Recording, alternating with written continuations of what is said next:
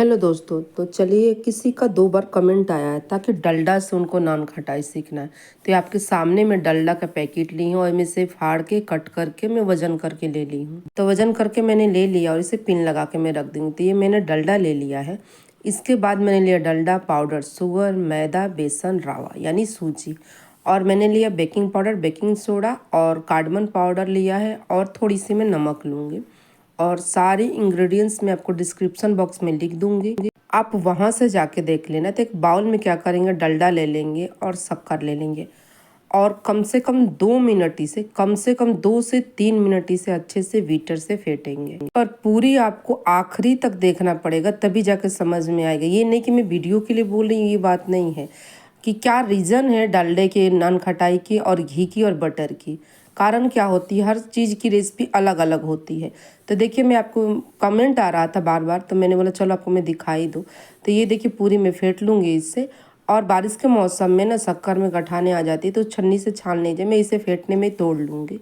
ये recipe correct है, measurement correct recipe है। सेम ऐसे ही बना सकते हैं आप, डलडा से, घी से, बटर से। इस तीनों में से किसी एक चीज़ से आप नान खटाई बना सकते हैं, बेसिक जो मार्केट में मिलता है। अगर आपको फ्लेवरफुल सीखना है नान खटाई, तो कमेंट करना, मैं आपको दिखा दूंगी। तो मैं इसे कम से कम 1 से 2 मिनट फेंट ली फिर से दोबारा। और फेंटने के बाद मैं इसे क्या करूँगी, इसके बाद इसमें ड्राई चीज़ों को डाल के और छन्नी से छान के एक डो बना लेंगे। तो आखिरी तक देखेंगी तभी जाके समझ में आएगा कि डलडा, घी और बटर तीनों में अंतर क्या होता है, क्यों ये रेसिपी ऐसी होती है। तो देखिए, मैं इसे अच्छे से फेंट लेती हूँ, और फेंटने के बाद मैं इसे साइड में कर दूँगी। तो साइड से कभी भी ना कोई भी चीज़, कुकीज़ का हो चाहे जो भी बेकिंग का हो, साइड से ला के एक तरफ बीच में कर दीजिए। फिर इसके बाद इसे अच्छे से फेंटिए। तो मुझे बहुत ज़्यादा नहीं फेंटना था, तो इसलिए मैंने एक ब्लेड लगाई थी, 2 ब्लेड मैंने नहीं लगाई थी। इसके बाद सारी चीज़ों को छानने के बाद इसमें अच्छे से गूँध देंगे। पर एक बात और याद रखना, अगर आपकी नान खटाई की डो कभी कड़क भी हो जाए ना, तो आप ये मत समझना ना ऐसे तो डलडा है, थोड़ी कड़क तो होगी। मैं बाकी रीज़न लास्ट में बताऊंगी आपको। तो मिल्क मत डालना, क्योंकि बहुत जगह हम लोग कुकीज़ में, बिस्किट में मिल्क डाल देते हैं। यहाँ मैंने 1/4 डाला है, ऐसे मैं मेजरमेंट लिख दूंगी आपको। मैंने नमक डाला है, सॉल्ट। अच्छे से इसे कट फोल्ड करके पहले मिक्स कर लीजिए, फिर इसके बाद मैं हाथों से मिक्स करूँगी, सॉरी। तो इसे देखिए, मैं ये बता रही थी कि मिल्क मत डालना, पानी मत डालना, कभी भी मत डालना, क्योंकि ये नान खटाई है, कुकीज बिस्किट नहीं है कि हमें सेट करना है, इसमें बिल्कुल नहीं जाती है। तो मैं इसे हाथों से गूंद लूँगी। गूंदने के बाद मैं आपको दिखाऊंगी अच्छे से। तीनों चीज़ों में से कोई भी एक लीजिए, पर रेसिपी यही होगी। चाहे मैं जितना भी लिखी क्वांटिटी में, डलडा डलडा लेना है तो उतना डलडा लीजिए, बटर लेना है तो बटर लीजिए, घी लेना है तो घी लीजिए। अब जिस चीज़ में बनाना चाहते, पर रेसिपी यही रहेगी। तो देखिए, मैं इसे अच्छे से मिक्स कर लेती हूँ। इसे अच्छे से मिक्स करना है। अब बटर और घी होता है, डलडा जल्दी मेल्ट नहीं होता है, बटर घी बहुत जल्दी मेल्ट होती है। तो बहुत जल्दी हाथों से वो, इतने में तो पूरी पिघल के बाहर आ जाती। लेकिन ये डलडा है तो थोड़ी कड़क तो होगी ज़रूर। और मेरे चैनल पहली बार आए हैं तो प्लीज़ लाइक से सब्सक्राइब जरूर करिए। और इस चैनल पर, मेरी श्याम बेकरी चैनल पे, मैं कमेंट पे ही काम करती हूँ। ज़्यादा से ज़्यादा कमेंट आता है, उन्हीं पे काम करती हूँ। तो देखिए, मैंने डो गूंद के रख ली। अब मैं क्या करूँगी, टोटल वजन कर लिया था, तो मुझे अंदाजे लग गई थी कि एक कम से कम 30 चाहे 25 ग्राम की एक नान खटाई बनती है। बड़ी बनेगी तो 30 ग्राम की, और छोटी बनानी चाहेंगी तो 25 ग्राम की। तो मैं 30 ग्राम के गोले लूँगी। और मेरी इतनी ना हैबिट हो गई है कि मैं जब भी गोले बाद में वजन कर रही थी तो 30 ही ग्राम का हो रहा था। 30 31 चलता है, पर 30 ग्राम के मैंने लेके इसे गोले बना लीजिए। और बनाने के बाद इसे ऐसे रख दीजिए पेपर में। तो मैंने बेकिंग ट्रे में ना 5 मिनट पेपर लगा के रेडी रखा है। जितना मैं गैपिंग दिखाऊंगी ना, उतने आपको गैप रखना है।